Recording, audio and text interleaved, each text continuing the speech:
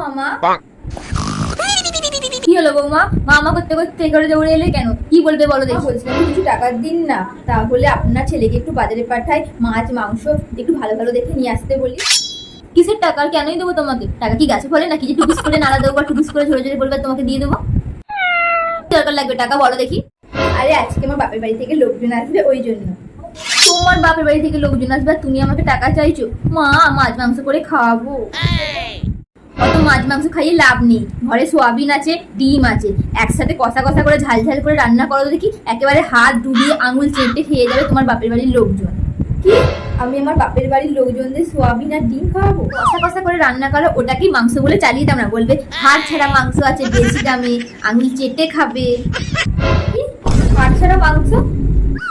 বুঝলে, একটু চালাকি করে চলতে হয়, শুধু টাকা নষ্ট করা। ওই সোয়াবিনই মাংস বলে চালিয়ে দাও। এখন আমার কাছে তো টাকা পয়সা নেই।